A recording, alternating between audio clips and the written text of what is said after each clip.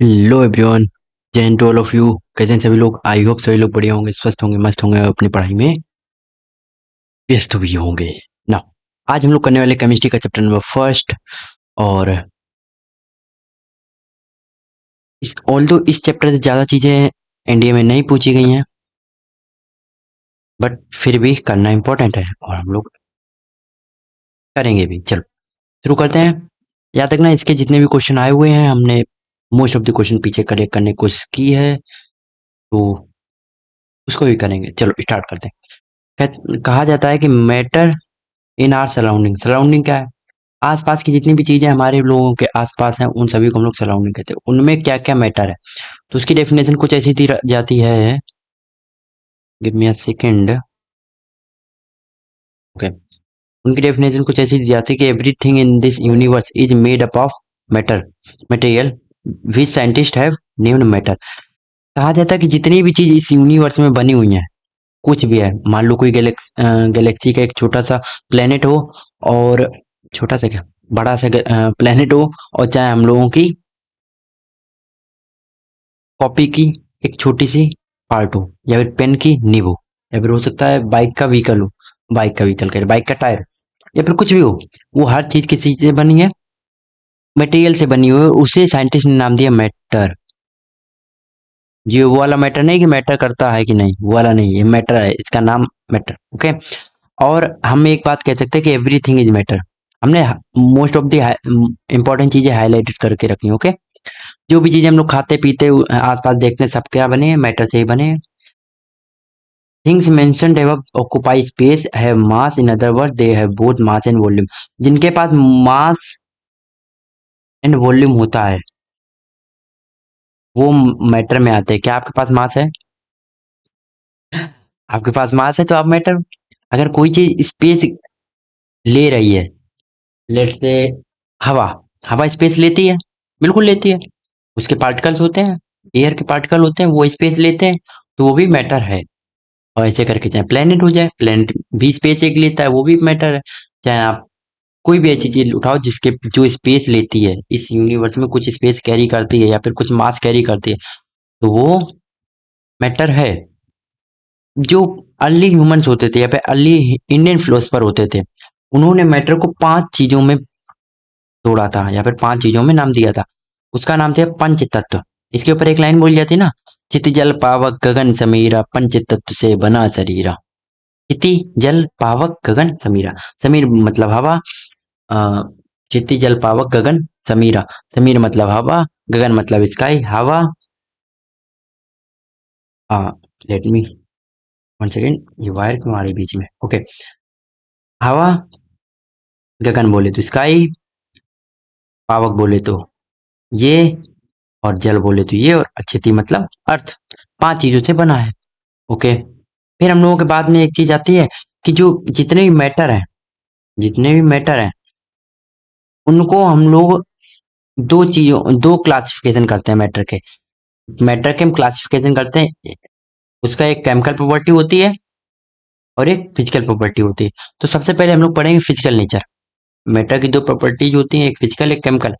उसमें हम लोग पहले पढ़ेंगे फिजिकल। तो सबसे पहला फिजिकल क्या था? Matter is made up of small particle. याद रखना बस, मैटर कोई भी होगा वो किससे बना होगा? स्मॉल पार्टिकल से बना होगा। Okay. How small are these part. और जो जो इसके पार्टिकल होते हैं मैटर के, वो बहुत ज्यादा छोटे होते हैं। याद रखना इस चीज को। ओके। पार्टिकल जो होते हैं वो बहुत ज्यादा छोटे भी होते हैं। Got it? ओके। चलो, अब हम लोगों का हमने यहाँ पर कुछ चीजें और हाईलाइट करके रखी, वो इंपॉर्टेंट ऐसी हैं कि जो एसआई यूनिट होती है मास की, वो किलोग्राम होती है। आई होप सभी पता होगी, नहीं पता तो याद कर लो। SI unit of mass is kilogram. Weight की किलोग्राम नहीं होती है, ठीक है, वो न्यूटन आता है उसमें। और भी आती है। SI unit of volume, volume का एसआई यूनिट होती है cubic metre cube. Cubic metre या फिर मीटर क्यूब लेते हैं। देखो, वॉल्यूम का मतलब होता है, वॉल्यूम हमेशा 3D फिगर का होगा पहली बात तो। 2D फिगर का वॉल्यूम नहीं होता। वॉल्यूम हमेशा 3D फिगर का होगा। इसका मतलब होता है एरिया मल्टीप्लाइड हाइट। अब एरिया अपने आप में खुद ही मीटर इंटू मीटर होता है, कहीं ना कहीं इसमें मीटर स्क्वायर आता है, और हाइट भी मीटर में आएगी तो फिर मीटर क्यूब बन जाता है। Got it? और the common unit measuring for volume is litre, या फिर 1 litre equal 1 decimetre, decimetre cube, 1 litre kilo 1000 ml, या फिर 1 मिलीलीटर किलो 1 सेंटीमीटर क्यूब। ये याद कर सकते हो, कन्वर्जन है, कभी और वीडियो में इसको हम चर्चा अच्छे से करेंगे, बस याद रखना कि ऐसा यूनिट क्या होती है। चलो आगे बढ़ते हैं। आगे हम लोग पास है कि the particle of matter are very small. हमने बताया था ना कि इनके पार्टिकल बहुत ही इतने भी छोटे होते हैं कि हम लोग अपनी इमेजिन नहीं कर सकते, इमेजिनेशन नहीं है हम लोग। यार सेल, जब सेल 10⁻⁻6 होता है, सेल अभी लास्ट चैप्टर पढ़ के आए ना, वो 10⁻⁻6 होती है। ओके, आ जाओ आगे। अब आते हैं characteristic of particle of matter. जो अभी तक मैटर की फिजिकल प्रॉपर्टी पढ़ी, अब उसके पार्टिकल की फिजिकल प्रॉपर्टी पढ़ते हैं। वो क्या होती है, जो मैटर के पार्टिकल होते हैं वो उनके बीच में डिस्टेंस होती है।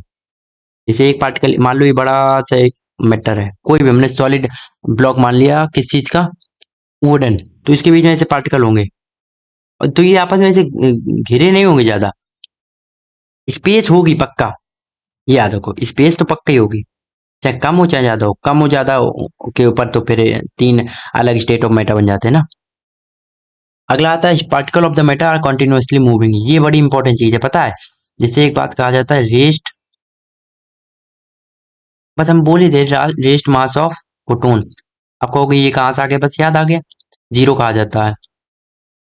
फोटोन क्या होती है, ये ये जो आपने लाइट देखी, लाइट, उसी का बेसिक, या फिर लाइट इसी से बनी होती, फोटोन, बेसिक यूनिट लाइट बोलते हैं उसी को, फोटोन। आपने सुना होगा फोटो इलेक्ट्रिक इफेक्ट, फोटोसिंथेसिस, वो फोटो इसी वर्ड से निकल के आया। ओके, तो जो मैटर होता है, कोई मैटर उसके अंदर पार्टिकल होंगे, पहली बात पार्टिकल से बना होता है, स्मॉल पार्टिकल से बना होता है। फिर हमने कहा है उन पार्टिकल्स के बीच में डिस्टेंस होती है, छोटे छोटे पार्टिकल हैं उनके बीच में डिस्टेंस है।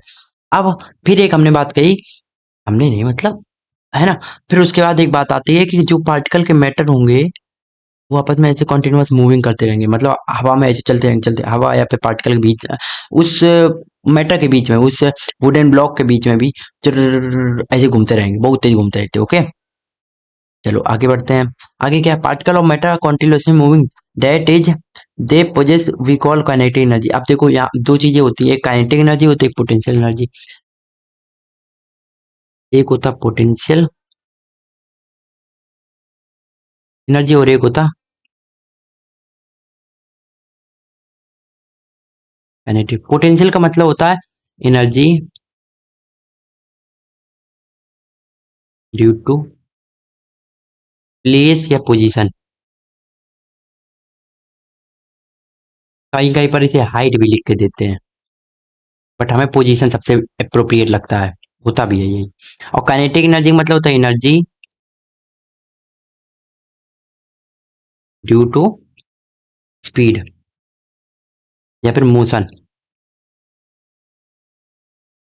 ओके, तो जो भी पार्टिकल, मान लो हमने कहा I am moving from this place to that place with the speed of फलाना ढिमकाना, तो हमारे पास काइनेटिक एनर्जी होगी ना। और हमने कहा हम टावर पे ऊपर चढ़ गए हैं जाकर, तो हमारे पास वहाँ काइनेटिक एनर्जी नहीं होगी, वहां पर क्या होगी, पोटेंशियल एनर्जी होगी, क्योंकि वहां पर हमारी पोजीशन की वजह से हमें एनर्जी मिल रही, सिंपल। अब पार्टिकल जो घूमते रहते भाई, उसके बीच में ऐसे ऐसे घूमते रहते, ऐसे घूमते रहते, तो उनके बीच में क्या हो जाएगी, काइनेटिक एनर्जी। अब काइनेटिक एनर्जी का एक चीज होती है, अब नॉर्मल सी बात था, लेट से आप ऐसे यहाँ से यहाँ तक जा रहे थे, यहाँ से यहाँ से आ रहे हैं, यहाँ से ऐसे ऐसे घूम रहे हैं, ठीक है, पीछे से पापा को आते देख लिया, वो एक तरीके की हॉटनेस है। हॉटनेस का मतलब समझ रहे हो, डंडा, जैसे पापा को आते देखा तुरंत और तेज घूमने लगे, क्योंकि काम करना है, और तेज। या फिर लेट से आप मान लो आपके पीछे कोई ऐसी पूछ टाइप की लगी है, नहीं लगी, हम लोग इवॉल्व हो गए हैं, पूछ लगी, अब उसमें आग लगा दी जाए भाई, तो क्या हो गया, और तेज भागोगे, और तेज भागोगे। अब लेजेंड कहेंगे नहीं हम तो आग छुटा लेंगे, अरे यार थोड़ा सा मतलब समझो बात को, हम ये कह रहे हैं कि जब पार्टिकल को हम उन्हीं पार्टिकल को टेम्परेचर राइज करते हैं, मतलब टेम्परेचर बढ़ाते हैं, तो वो क्या होते हैं, पार्टिकल और तेज घूमने लगते हैं, नॉर्मल सी बात है ये तो भाई, कोई इसमें लॉजिक है नहीं, मतलब लॉजिक लगाना ही नहीं इसमें, तो ये तो नॉर्मल सी बात है। So we can say that with in increase in temperature the kinetic energy of particle also increase, बिल्कुल सही बात है। अरे यार टेम्परेचर बढ़ाओगे, टेम्परेचर बढ़ाओगे तो इसका मतलब क्या हम कर रहे होंगे, हम कर रहे होंगे पार्टिकल्स को टेम्परेचर दे रहे होंगे, मतलब वो और तेज घूमेंगे तो उनकी काइनेटिक एनर्जी भी बढ़ेगी। इजी। चलो आगे बढ़ते हैं। अब ये एक्टिविटी हमने मार्क करके रखी है, इसमें क्या है देखो आपको बताना है। हम पहले तो थर्ड प्रॉपर्टी पढ़ लेते हैं। थर्ड प्रॉपर्टी ये particle of matter attract each other. जो पार्टिकल ऑफ मैटर होते हैं वो अट्रैक्ट करते हैं, दुनिया की हर चीज आपस में अट्रैक्ट होती है। क्या मतलब कि वो छोड़ो। दुनिया की हर चीज आपस में अट्रैक्ट होती है, हाँ भाई होती है, सच में मजाक नहीं कर रहे। देखो न्यूटन साहब बोल के गए थे कि जिसके भी पास मास है वो दूसरे वाले पार्टिकल जिसके पास उसके पास भी मास है, अगर दो पार्टिकल जिनके पास मास है वो आपस में अट्रैक्ट होंगे एक दूसरे की तरफ, कभी रिपल नहीं होंगे। तो मान लो ये पार्टिकल एक है, एक पार्टिकल ये है, तो ये दो एक दूसरे क्या करेंगे, अट्रैक्ट करेंगे, एक दूसरे खींचेंगे। ओके, ये है थर्ड प्रॉपर्टी। अब ये गेम कैसा है तो गेम समझाते हैं। Play this game in the field of, ये गेम क्या है जो एक्टिविटी में बताते हैं। First group of the should hold the bag from the log of the, ठीक है। क्या है, पहला तीन ग्रुप बनाए जाएंगे इसमें। ओके, तीन से चार ग्रुप बनाए जाएंगे, और तीन से चार ग्रुप में पहला ग्रुप क्या करेगा, ऐसे हैंड को होल्ड करेगा, मतलब आपके बैक से लेकर अपने हैंड को लॉक कर लेगा, उसके बाद होल्ड करेंगे, ठीक है। सेकेंड वाला ग्रुप क्या करेगा, हाथ को एक दूसरे के हाथ में ह्यूमन चेन बनाएगा, मतलब कैसे हाथ लेकर और एक ये हाथ और एक ये हाथ ऐसे करके ऐसे ऐसे हाथ बनाएंगे, है ना, नॉर्मल चेन बनाएंगे। तीसरा वाला क्या करेगा, चेन बनाएगा सिर्फ अपने एक दूसरे को फिंगर टिप करके, मतलब ऐसे इसकी फिंगर टिप और इसकी एक फिंगर टिप ऐसे टच करके बस बनाएगा चेन। अब चौथे ग्रुप को क्या करना है, चौथे ग्रुप को इनके आसपास घूमकर इनको चेन को तोड़ना है। अब बताओ कौन आसानी टूट जाएगी, नॉर्मल सी बात है भाई, ये फोर्थ वाली थर्ड वाली आसानी टूट जाएगी, क्योंकि हमें पता है इनके बीच में फोर्स ऑफ अट्रैक्शन कम है, यही तो है, नॉर्मल सी बात है ना। If we consider each student of particle of matter, then which group will hold the maximum force? ये तो नॉर्मल सी बात। तो अब हमें पता है कि सबसे ज्यादा फोर्स किसके बीच में होगा, किन पार्टिकल के बीच में होगा, जो अच्छे से टाइटली बॉन्ड है। ये फर्स्ट वाला, देखो ये कितने अच्छे से पैक्ड है, लॉक आर्म के साथ है, तो ये वाले के पास हाईएस्ट होगा। एक मिनट, हाँ, इसके पास हाईएस्ट फोर्स होगा।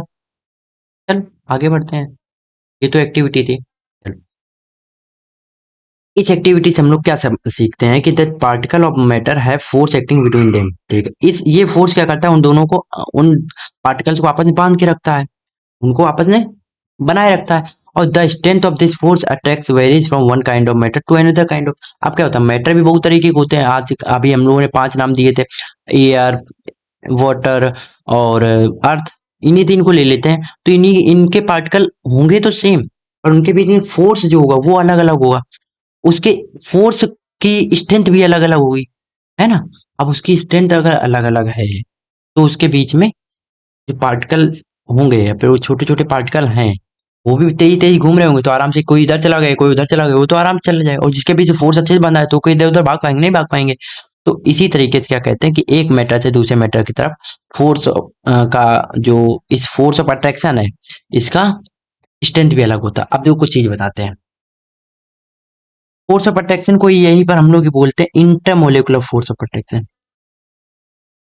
देखो आई डोंट नो कि आगे वर्ड आएगा कि नहीं, intermolecular force of attraction. Okay, इसका मतलब क्या होता है, देखो इंटर का मतलब होता है अंदर, मोलिकुल्स के अंदर अंदर अगर फोर्स ऑफ अट्रैक्शन लग रहा है उसे हम इंटरमोलिकुलर फोर्स ऑफ अट्रैक्शन कहते हैं।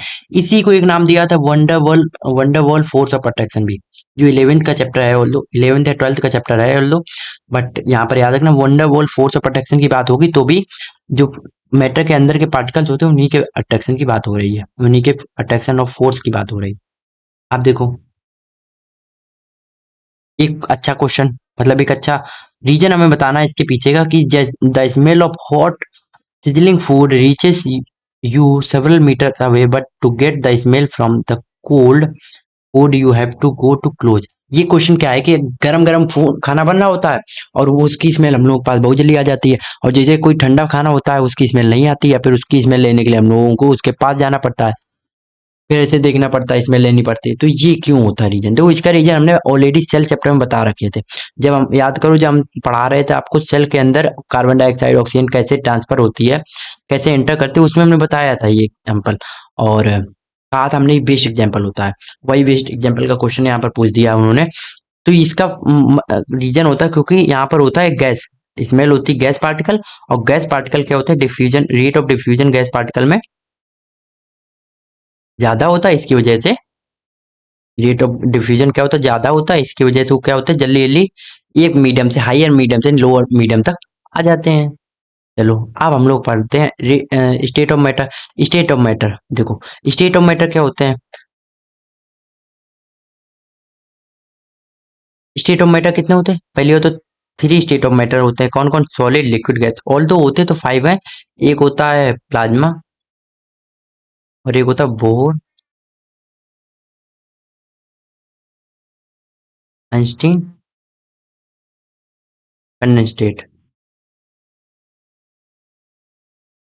ओके, ये अभी देखो ये क्या हुआ था, आइंस्टीन जी और बोहर जी के टाइम पे उन्होंने कुछ ऐसा इमेजिन करके रखा था कि कुछ ऐसी भी चीजें हो सकती है कि इनको हम सॉलिड से भी ज्यादा कुछ, मतलब कि इतना ज्यादा स्ट्रांग बना सकते हैं, उनके पार्टिकल के बीच में डिस्टेंस ना के बराबर हो जाए, वो उस टाइम पे बस इमेजिन किया गया था। और राजीव सर एक लाइन लिखी थी बड़ी अच्छी कि everything that is proven today was just imagined once, है ना। तो जो भी चीजें आज प्रूवन है ना वो कभी ना कभी इमेजिन की गई होंगी, तो ये भी इमेजिन किया गया था। और 19 नहीं 2000 की शायद टाइम पे 1996 या 1995 के आसपास इसको प्रूव कर लिया गया था, साइंटिस्ट ने इसको खोज दिया, मतलब कि डिस्कवरी इसकी कर ली। ओके, अब पहला आता है हम लोग पास सॉलिड, तो ये आपको याद रखने की जरूरत नहीं है वैसे, बट हमने बता दिया। प्लाज्मा क्या होता है, इसके पार्टिकल्स बहुत दूर होते हैं, जब मतलब उसको बस याद रखो, प्लाज्मा बोस्टिन और भी होते हैं, है ना, क्योंकि अपने सिलेबस में उतना नहीं है। सॉलिड स्टेट, सॉलिड स्टेट क्या होता है देखो आ जाते हैं। सॉलिड वो स्टेट होते हैं जिनके पास खुद का एक डेफिनेट शेप हो, उनके जो डिस्टिंक्ट बाउंड्री जो मतलब कि उनका फिक्स हो, मतलब अगर ये एक सॉलिड है तो एक ये सॉलिड, तो इनकी बाउंड्री फिक्स है कि इसके बाद ये है, इसके बाद ये है। लिक्विड में क्या हो पाता, नहीं हो पाता, फिक्स्ड वॉल्यूम हो, पहली बात फिक्स्ड वॉल्यूम हो। नेग्लिजिबल कंप्रेसिबिलिटी, कंप्रेसिबिलिटी का मतलब आप कोई सॉलिड है उसको क्या दबा दोगे, ऐसे करके ऐसे था, और इसको ऐसे ऐसे करके ऐसे दबा दोगे, नहीं ऐसे दबा ना के बराबर कंप्रेसिबिलिटी हो। Solid have tendency to maintain their shape when subjected to outside force, वो अपने जो शेप होता है उसको मेंटेन करता है जब भी हम इधर उधर से फोर्स उसके ऊपर लगाते हैं, है ना, उसका फोर्स भी उसका शेप भी बना रहता है। सॉलिड में break under force but it is difficult to change their shape so they are rigid. अब रिजिड की डेफिनेशन ही आज मिल गई, कोई चीज रिजिड कब होती है, जब उसके ऊपर हम फोर्स तो लगाएं और उसका अगर शेप चेंज हो जाए तो वो रिजिड नहीं है, और अगर शेप चेंज ना होने की वजह से वो टूट जाए तो वो चीज रिजिड होती है। तो सॉलिड रिजिड भी होते हैं। तो सॉलिड की तीन हम लोगों ने प्रॉपर्टी पढ़ी, एक तो होती है क्या, फिक्स्ड वॉल्यूम होना चाहिए, ओके, और डिस्टिंक्ट बाउंड्रीज होनी चाहिए, शेप होना चाहिए, डेफिनेट शेप होना चाहिए, नेग्लिजिबल कंप्रेसिबिलिटी होनी चाहिए, ठीक है, और मेंटेन देयर शेप, उनका एक अपना शेप मेंटेन कर रखें जब भी बाहर से फोर्स लगाया जाए, और रिजिड होने चाहिए, बस इतनी हम लोगों ने प्रॉपर्टी पढ़ी किसकी, सॉलिड की। चलो आते हैं नीचे। Rubber band can shape stitching, अच्छा ये भी ठीक है, हमने अगर हाईलाइट कर रखा तो इंपॉर्टेंट होगा, चलो देखते हैं क्या है। क्या रबर बैंड जिसको हम स्ट्रेच कर सकते हैं उसकी, वो क्या सॉलिड है। फिर हम लोग पढ़ते हैं शुगर और सॉल्ट, जब उनको हम किसी जार में रखते हैं तो उनका शेप चेंज हो जाता है, तो क्या ये वो भी सॉलिड है। What about the sponge, sponge एक ऐसे होता है ना, बॉल टाइप की होती है, वो दब जाती है, ऐसे पूरी दब जाती है, फिर उसके बाद उसमें से पानी अगर ऐसे, फिर उसके बाद ऐसे फूल जाएगी अगर छोड़ोगे। Is it solid yet we are able to compress it भाई, तो अब देखो अगर सॉलिड है तो क्यों है, तो इसका आंसर क्या है, अ rubber band changes the shape under the force regains the same shape when the force is removed, ठीक है। अब ओके, अब देखो उसने शेप तो मेंटेन किया ना। सॉलिड की प्रॉपर्टी क्या होती थी, सॉलिड की प्रॉपर्टी ये होती थी कि वो अपना शेप मेंटेन करे, जैसे फोर्स को हमने हटाया तो शेप उसका मेंटेन रहा, शेप उसका मेंटेन रहा, और उसी शेप को मेंटेन करने के लिए प्रॉपर्टी उसने फॉलो किया भाई, हमने उसको बढ़ाया और ये छोड़ा तो उसकी शेप दोबारा आ गई उसी शेप में अपने, तो ये तो सॉलिड की प्रॉपर्टी होती। If excessive force is applied it breaks. और ये भी होता है, देखो क्या होता है, रिजिड वाली प्रॉपर्टी भी सॉलिड का लाके अगर ज्यादा, अगर चेंज शेप चेंज नहीं हो रहा तो वो क्या हो जाएंगे, टूट जाएंगे। सॉलिड में ब्रेक वो टूट जाती है ना, रबर बैंड टूट जाती है ना जब भी हम ज्यादा फोर्स लगाते हैं। तो ये भी सॉलिड की प्रॉपर्टी है, तो ये मतलब कि रबर बैंड एक सॉलिड है। ये क्वेश्चन आने के बहुत चांस है। The shape of each individual sugar of when they, जो क्या है, the shape of each individual और sugar salt crystal remain fix. क्या होता है, शुगर या फिर सॉल्ट को लो तो उसका क्या होता है, जो शेप है वो फिक्स रहता है। चाहे हम उन्हें अपने हाथ में रहे, चाहे उन्हें प्लेट में रहे, चाहे जार में रखें, उसका तो शेप सेम सेम ही रहता है ना। तो वो भी सॉलिड है। और स्पॉन्ज क्या होता है, छोटे छोटे माइन्यूट है, ये मिनट नहीं है, माइन्यूट होल्स होते हैं इन विच एयर इज ट्रैप्ड। एयर क्या होती है, भरी होती है। जब भी हम इसको प्रेस करते हैं ना तो एयर बाहर हो जाती है, और इसी वजह से हम लोग इसको कंप्रेस कर पाते हैं। तो इसका मतलब ये थोड़ा ना है कि उसका शेप चेंज हो गया। अरे भाई, उसने तो एयर को बाहर निकाला है भाई। अब एयर की वजह से जो शेप आया तो वो तो शेप सॉलिड का शेप नहीं होगा ना, उसका एक्चुअल शेप तो वो छोटा ही सा था, बस एयर भर गई आगे तो शेप बढ़ा दिया उसका। समझे? Got it? चलो, तो ये तीनों क्या हमारे सॉलिड थे। अब अगला आता है लिक्विड। आज के लिए इतना रखें कि आगे बढ़ लें? आई थिंक इतना बहुत है, क्योंकि लॉन्ग फॉर्म में वीडियो आप लोगों को ज्यादा अच्छे नहीं लगते, आई नो। ओके, तो चलो आज के लिए हम लोग इतना ही रखते हैं, तब तक के लिए क्वेश्चन कर ले क्या एक दो, देखिए शायद क्वेश्चन इसके लायक कुछ मिल जाए ना। कोई क्वेश्चन मिल जाए, क्योंकि चैप्टर ज्यादा क्वेश्चन आ नहीं रखे हैं।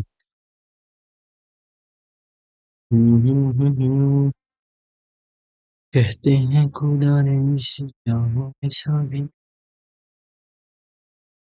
न किसी तेरा मिलना है।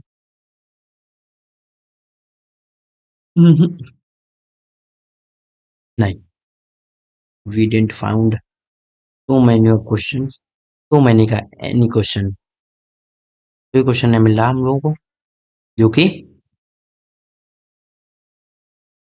अभी इसमें भी क्वेश्चन नहीं है, क्योंकि आगे आने वाला है फ़ारेनहाइट वगैरह, तो वो आगे आने वाला है। तो कोई बात नहीं, हम लोगों ने जो भी पढ़ा उससे क्वेश्चन अभी तक, हमने जो भी पीडीएफ बनाई तो उसमें नहीं है। आई होप कि जो पास्ट ईयर में और भी क्वेश्चन आए होंगे हम उनको कलेक्ट करके फिर नेक्स्ट वीडियो में करा दें। ओके, तब तक के लिए चलते हैं, मिलते हैं किसी नए वीडियो में। इसके पार्ट 2 का वेट करिए, जल्दी इसका पार्ट 2 आ जाएगा, हो सो कि कल ही आ जाए। नहीं तो आप यहाँ पर अभी आपको एक वीडियो आएगी और इसकी प्लेलिस्ट भी आएगी पूरी साइंस की। उसमें हमने सेल चैप्टर, उसमें हमने इलेक्ट्रिसिटी चैप्टर ये सब करा रखे हैं, आप उसको जाकर देख सकते हैं। क्लिक करना है इसी वीडियो के जस्ट बाद में, अभी आपके पास आ जाएगा। चलो, वीडियो अगर अच्छा लगा हो तो इसको लाइक भी कर देना, और चैनल को सब्सक्राइब कर दो, वीडियो को शेयर कर दो। चलो मिलते हैं, तब तक के लिए take care, love you all, जय हिंद।